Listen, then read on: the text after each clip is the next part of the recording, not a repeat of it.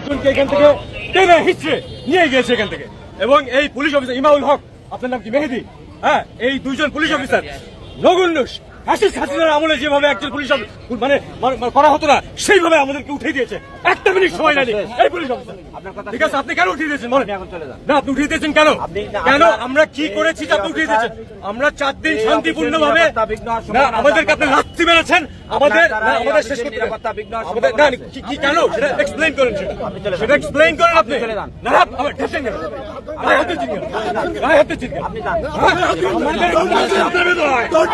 আমাদের টাকা আপনার বেতন হয়, সম্মান করতে শেখেন, একজন সম্মান করতে শেখেন। আক্রমণ করছি না, আমি আপনাকে বলছি এরপরে শান্তিপূর্ণ ভাবে। আপনার ভাষা কিন্তু সন্ত্রাসের মতো। ইমাউল, তুমি শুনে রাখো, বলছি যে আপনার দ্বারা নিরাপত্তা বিঘ্ন আছে, আপনার ল্যাঙ্গুয়েজে সেটা প্রমাণ করতে। না, তুমি আমাদেরকে লাথি মেরেছো। আমি বললাম তুমি আমাদের পোস্টার ছিঁড়ে ফেলেছো। এখান থেকে চলে যান। কেন? আপনি এখানে আমরা শান্তিপূর্ণ আপনার দ্বারা নিরাপত্তা বিঘ্নিত হচ্ছে। কেন? সে এক্সপ্লেইন করে কেন? প্রধান ফটক বা আমরা প্রধান ফটকে সরিয়ে আছি, 4 দিন হলো আমরা সরিয়ে আছি। ঠিক আছে, আপনার ফোন চাওয়া উচিত, মাফ চাওয়া উচিত। আপনার মাফ চাওয়া উচিত। আপনি মাফ চাবেন কিনা? আপনি মাফ চাবেন কিনা? আবার করেন কেন? আপনি মাফ চাইতে হবে। ঠিক আছে, শান্তিপূর্ণভাবে আমরা কথা বলতেছি। পুলিশ ডাকো।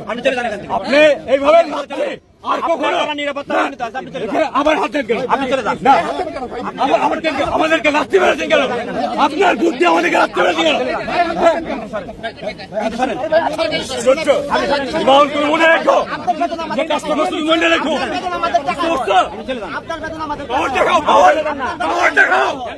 আপনি কিন্তু সন্ত্রাসী কথাবার্তা বলতেছেন, আপনি আক্রমণাত্মক কথা বলতেছেন, আপনি আক্রমণাত্মক কথা বলতেছেন।